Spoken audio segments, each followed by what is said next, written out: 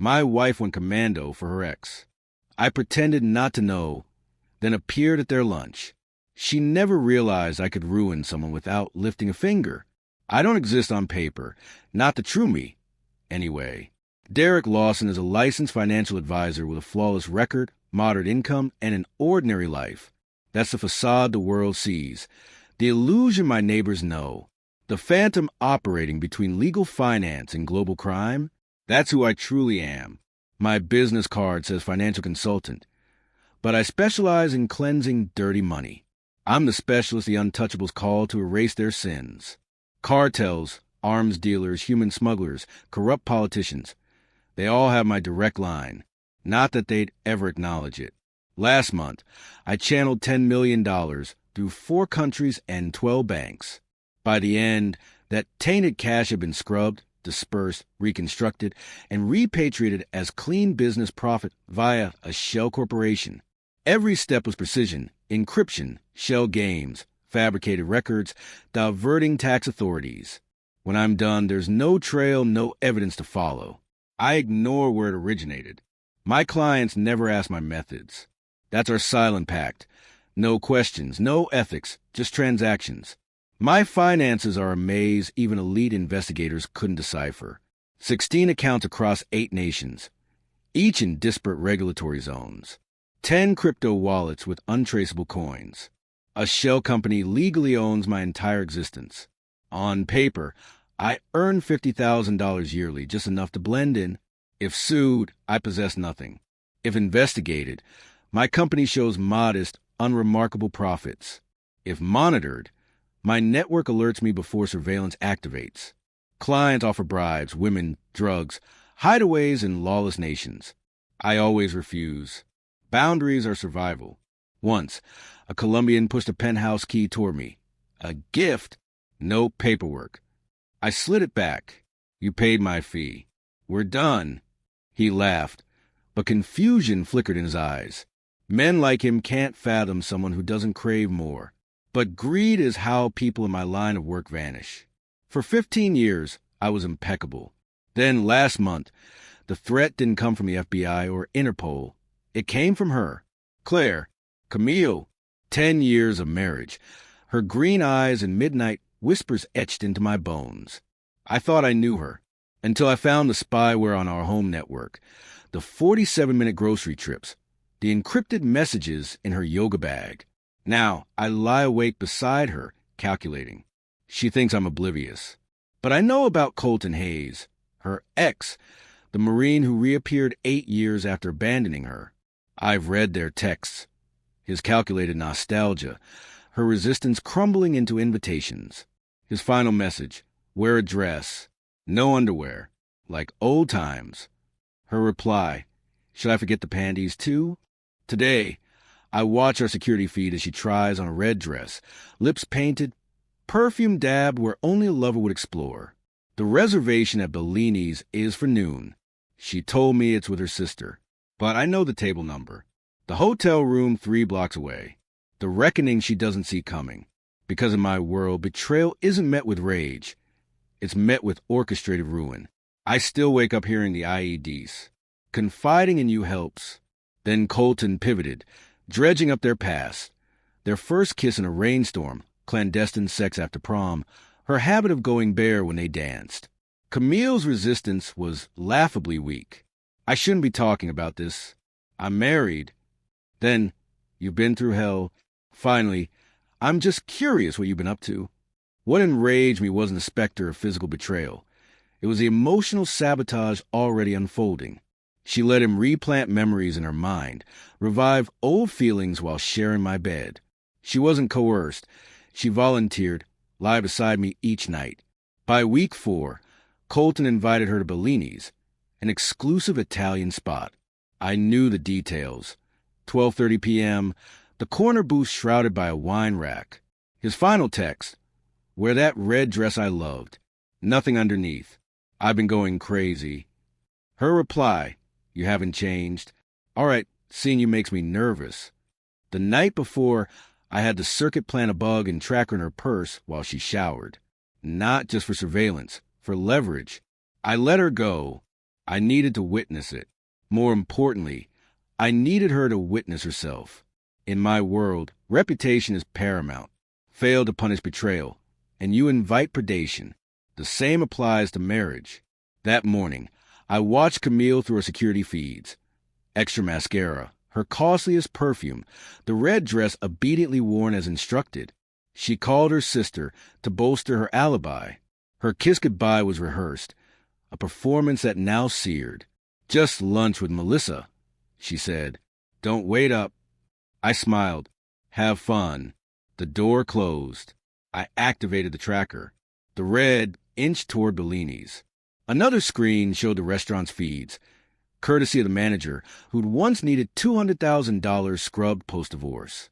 Camille arrived first, fussing with her compact. Colton entered 7 minutes late. Military straight posture, tailored suit, the swagger of a man reclaiming territory. Their embrace lingered. His hand anchored her lower back as they sat. The audio feed crackled. You look the same, he said. Better, actually.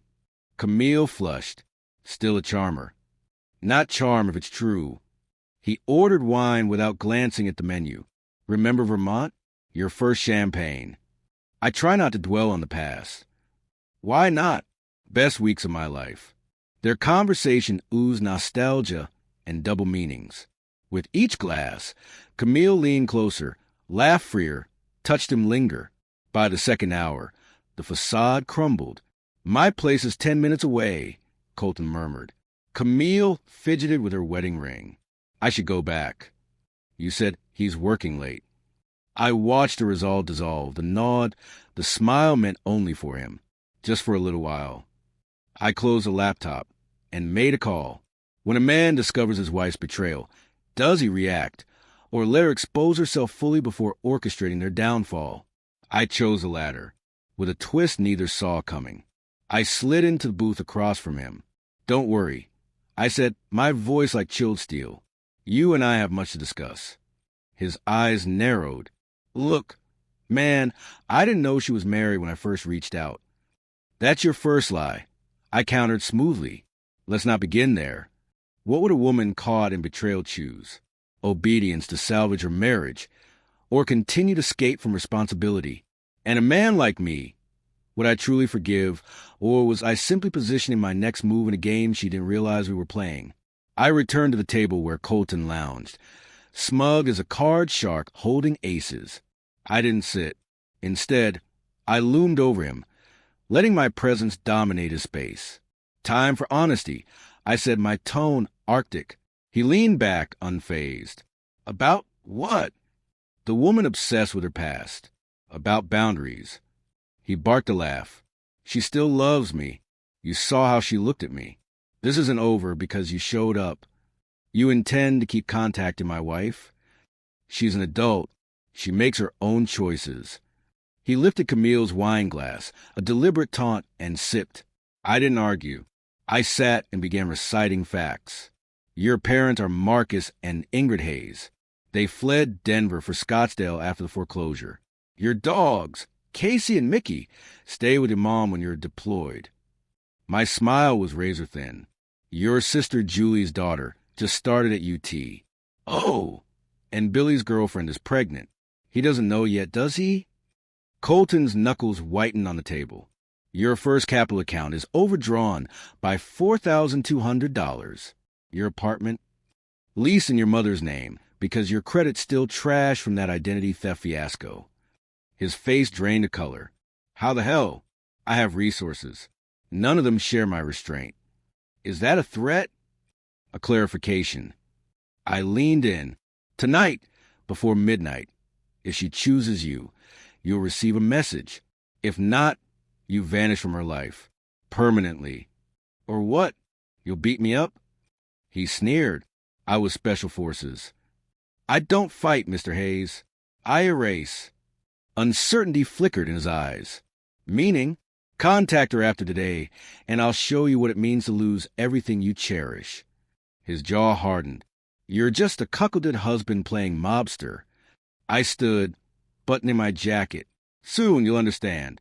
I'm not a weak husband. I'm the nightmare you haven't met yet.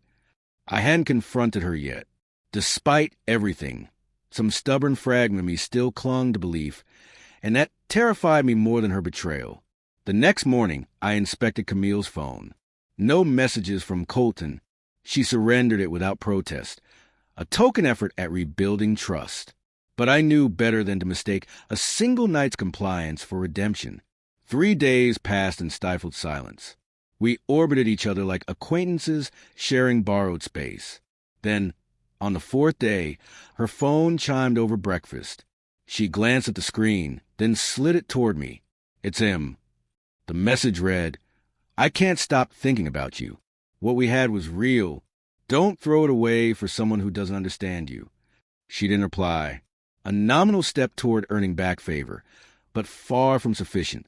I took her phone and sent a text from my own. 3 hours from now, Casey and Mickey might vanish. Are you sure you want to play this game? Camille frowned. Who are? His family's dogs. Her eyes dilated. What are you going to do? Watch. 3 hours later, the 2 golden retrievers disappeared from the Hayes secured backyard. The gate remained locked. No cameras recorded an intruder. No neighbors witnessed a thing. The family descended into panic. Police calls, pleading social media posts. Colton phoned me that evening, voice quaking with rage. "I swear to God, if anything happens to those dogs." I chuckled. "No, Colton, you won't, because if you touch me, it won't be dogs that go missing." "You're deranged." "I'm precise. There's a difference." I housed the dogs comfortably at a Circuit Associates farm. On the 4th morning at 3 a.m., they reappeared on the Hayes porch, unharmed. The family rejoiced, baffled by the miracle. Colton's final text arrived. "Thank you." I didn't respond. The lesson had been delivered. The following week, my attorney drafted a postnuptial agreement. The terms were brutal. Future infidelity would strip Camille of all assets, custody, and support. She'd submit to surveillance at my discretion. My lawyer arched a brow, but stayed silent. He knew better than to question me. Camille signed without hesitation. "I'd have agreed to worse," she said, voice steady. "I want to earn your trust back." Over the next months, she transformed. Social media deleted. Old friends distanced. She became attentive, present in ways she hadn't been for years. At night, she no longer turned away. I observed her metamorphosis with detached calculation. Trust isn't repaired in days. It demands unwavering consistency.